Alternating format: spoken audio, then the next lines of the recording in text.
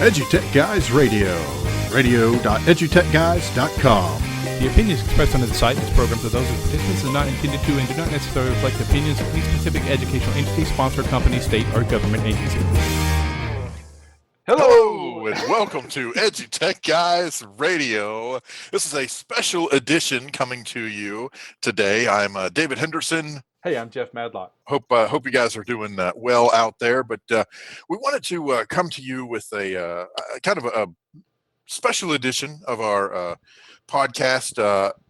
This is we had a chance to sit down and talk with Hope Public Schools Superintendent Bobby Hart about some of the things that are going on in the legislature. You want to talk a little bit about that, Jeff? Yeah, yesterday, Mr. Hart was able to testify in front of the House Education Committee concerning the new Bill 1222, which provides a tax cut credit for students who want to be homeschooled or who are going to private school. Really interesting what it is. But hey, we'll drop out real quick and we'll jump to that interview and we'll be right back.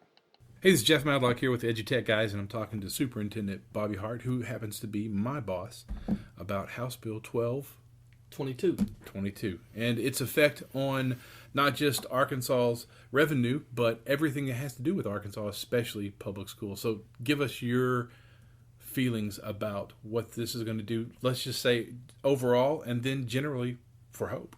Well, 1222 offers an income tax credit for nonprofits who contribute to, or anyone who contributes to a nonprofit organization, which will go to fund students or scholarship students to go to either a private school or to be homeschooled. And in our opinion, or my opinion, the bill takes tax credits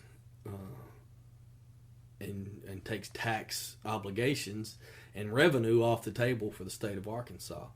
And right now, just like many of the surrounding states, our budget shortfalls are starting to pile up, and doesn't make good economic sense to take money off the table, and especially to give it mostly to people and families who can afford private schools. The bill's sponsors and those supporters of the bill are, they try to make you, they try to say that it's going to help those struggling families and those struggling students, and that's not altogether true.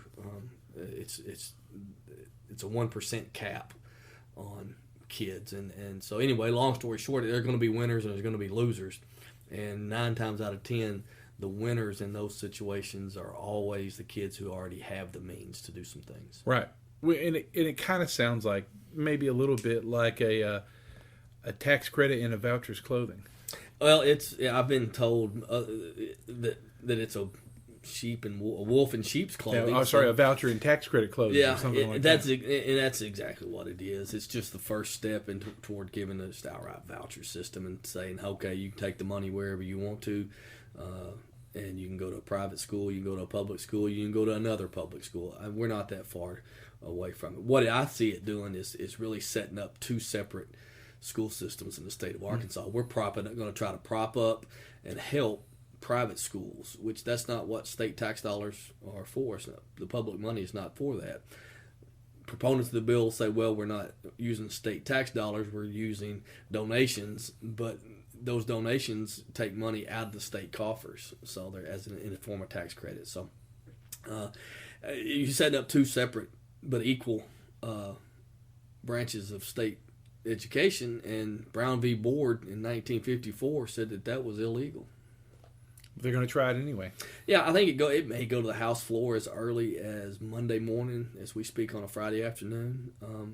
I think the best thing or the most prudent thing that we could do right now is to contact our local legislators and let them know our concerns. If you're in favor of the bill, by all means, contact them and tell them, yay. But if you're like me, as a public school person and a believer in public resources, we've contacted ours and asked him to vote nay on the bill. Yeah, and that's most of what I'm noticing is that most people didn't even know this was going down. That's exactly right. I got an email from a gentleman this morning who said he appreciated the stance that I spoke to the legislative committee yesterday, and he said he appreciated the stance that I took, and that he had no idea that they were trying to pull this kind of shenanigan. And that just goes to show you, we all have to, whether it's in education or healthcare or whatever, you need to pay attention to what goes on, not just at the state level, but at the federal level as well. But the closer it gets to home, the more attention you need to pay, because decisions made in Little Rock are going to impact Hope and wherever your hometown is. Yeah, and if you'd like to find out who you need to speak to, just go to arkansas.gov on the web. You can find out who your representative is and reach out from there. Hey, listen to EduTech Guys. I want to thank Superintendent Bobby Hart from Hope Public Schools for being on the show today. Thanks. Thank you.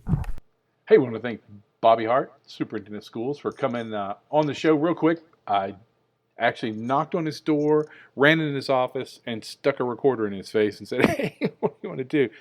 He's very passionate about this bill, and this bill is very important to what's happening in Arkansas because, the 1222 bill is a tax credit, but it's going to take revenue from not just schools, but prisons and everything. It's going to move a lot of it. And like I said in the interview, to me, it's kind of a voucher in tax credit clothing.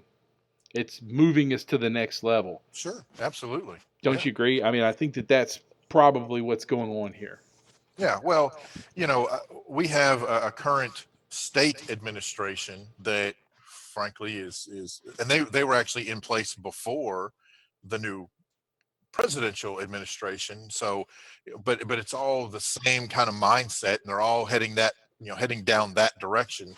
I'm sure, one of the things that's probably one of the things they really have to be cautious about is you don't want to pass anything that is going to interfere with federal legislation that's already heading in the same direction you're heading in, right? So, they can call it what they want to call it, but yeah, when you boil it all down, it's basically vouchers. And that's pretty much what it comes down to. And I just want to get this out there. It's something that's happening here in Arkansas right now. And so we just want to make everybody aware of it.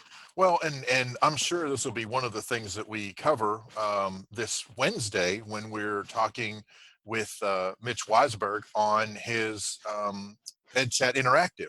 We're going to be talking about politics of education, politics in education, and this is this is a perfect lead-in to this and some of the other things that we'll be talking about on that. And if you're not already hooked up, you definitely want to run over to edchatinteractive.org and get signed up for Wednesday evening's show.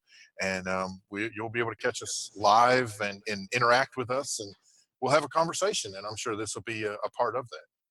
Yep. And hey, listen, check us on the web, edutechguys.com, and also on Twitter, Facebook, Google. Just go to Google, type in EduTech Guys, and you'll find us. Hey, I'm Jeff Madlock. I'm David Henderson. We'll catch you next time. You've been listening to EduTech Guys Radio, radio.edutechguys.com. The opinions expressed on the site and its programs are those of participants and not intended to and do not necessarily reflect the opinions of any specific educational entity, sponsor, company, state, or government agency.